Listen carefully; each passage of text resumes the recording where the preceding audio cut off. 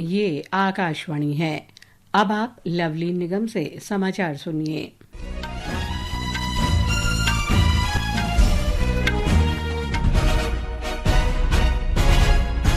भारत और चिली ने आज आपदा प्रबंधन और सांस्कृतिक आदान प्रदान में सहयोग के लिए समझौतों का आदान प्रदान किया। दोनों पक्षों ने अंटार्कटिका सहयोग पर आशय पत्र का भी आदान प्रदान किया। प्रधानमंत्री नरेंद्र मोदी ने आज नई दिल्ली में चिली के राष्ट्रपति गैब्रियल बोरिक फोंट के साथ भारत चिली संबंधों के सभी पहलुओं पर बातचीत की। श्री मोदी ने गणमान्य अतिथि के सम्मान में दोपहर भोज का भी आयोजन किया।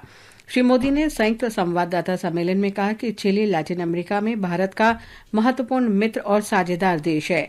उन्होंने कहा कि आज की बातचीत में आने वाले दशक में सहयोग बढ़ाने के लिए कई पहलों की पहचान की गई है। भारत के लिए चिली लैटिन अमेरिका में एक महत्वपूर्ण मित्र और पार्टनर देश है।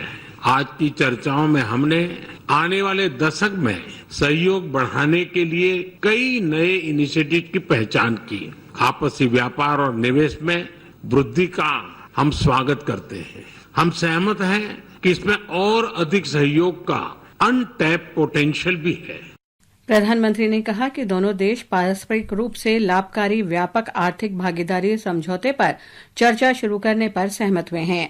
उन्होंने कहा कि महत्वपूर्ण खनिजों के क्षेत्र में साझेदारी पर जोर दिया जाएगा। श्री मोदी ने कहा कि भारत डिजिटल सार्वजनिक अवसंरचना, नवीकरणीय ऊर्जा, रेलवे, अंतरिक्ष और अन्य क्षेत्रों में चिली के साथ अपने अनुभव साझा करने के लिए तैयार है। आज की चर्चाओं में हमने आने वाले दशक में सहयोग बढ़ाने के लिए कई नए इनिशिएटिव की पहचान की। आपसी व्यापार और निवेश में वृद्धि का हम स्वागत करते हैं। प्रधानमंत्री ने कहा कि भारत चिली को अंटार्कटिका के प्रवेश द्वार के रूप में देखता है। प्रधानमंत्री ने इस महत्वपूर्ण क्षेत्र में सहयोग के लिए दोनों पक्षों के बीच आशय पत्र पर हुए समझौते का स्वागत किया। इससे पहले राष्ट्रपति बोरिक ने राजघाट पर महात्मा गांधी की समाधि पर पुष्पांजलि अर्पित की। विदेश मंत्री डॉक्टर एस जयशंकर ने राष्ट्रपति बोरिक से मुलाकात की और भारत चिली सहयोग को मजबूत करने के लिए उनकी प्रतिबद्धता की सराहना की। श्री बोरिक राष्ट्रपति द्रौपदी मुर्मू से भी मिलेंगे। चिली के राष्ट्रपति 5 दिवसीय भारत यात्रा पर आज नई दिल्ली पहुंचे। राष्ट्रपति द्रौपदी मुर्मू ने कहा है कि भारतीय रिजर्व बैंक ने देश के भुगतान ढांचे को लगातार आधुनिक बनाकर और फिनटेक के तंत्र को बढ़ावा देकर भारत को डिजिटल भुगतान में वैश्विक स्तर पर अग्रणी देश बनाने में महत्वपूर्ण भूमिका निभाई है। मुंबई में आज आरबीआई के 90वीं वर्षगांठ समारोह में राष्ट्रपति ने कहा कि पिछले 9 दशक में केंद्रीय बैंक की उल्लेखनीय यात्रा सरकार की दृष्टि और नीतियों के अनुरूप रही है।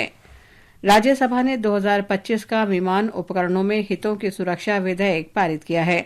ये विधेयक मोबाइल उपकरणों पर अंतर्राष्ट्रीय हितों पर सम्मेलन को कानूनी प्रभाव देने का प्रयास है। ये विधेयक केंद्रीय सरकार को सम्मेलन और प्रोटोकॉल के प्रावधानों को लागू करने के लिए नियम बनाने का भी अधिकार प्रदान करता है। इस कानून के तहत नागरिक उड्डयन महानिदेशालय को सम्मेलन के उद्देश्य से पंजीकरण प्राधिकरण के रूप में नियुक्त किया गया है। पंजीकरण प्राधिकरण विमान के पंजीकरण और डी पंजीकरण के लिए जिम्मेदार होगा। लोकसभा में कल वक्फ संशोधन विधेयक 2025 विचार और पारित होने के लिए पेश किया जाएगा। संसदीय कार्य मंत्री किरेन रिजिजू ने आज संसद भवन में पत्रकारों से बातचीत में कहा कि सदन में विधेयक पर 8 घंटे की चर्चा का निर्णय लिया गया है। उन्होंने कहा कि कार्य मंत्रणा समिति की बैठक के दौरान इस बात पर सहमति बनी है कि सदन की राय जानने के बाद चर्चा का समय बढ़ाया जा सकता है। गुजरात में आज बनासकांठा जिले के दीसा में एक पटाखा फैक्ट्री में आग लगने से 10 से अधिक लोग मारे गए। प्रारंभिक रिपोर्ट के अनुसार फैक्ट्री में हुए धमाके के कारण आग लगी। इमारत के कुछ हिस्से ढह गए और कई श्रमिक मलबे में फंस गए। पुलिस अधीक्षक अक्षराज माकवाना ने कहा कि अग्निशमन के कर्मचारियों ने आग पर काबू पा लिया है। राहत और बचाव कार्य जारी है। म्यांमार में पिछले सप्ताह विनाशकारी भूकंप में मरने वालों की संख्या 2700 से अधिक हो गई है। वहां के सैन्य अधिकारी मेन आंगवाइंग ने अपने टेलीविजन संबोधन में बताया कि इस शक्तिशाली भूकंप में मरने वालों की संख्या 2719 तक पहुंच गई है और ये संख्या 3000 से अधिक होने की आशंका है। इसके साथ ही ये समाचार बुलेटिन समाप्त हुआ।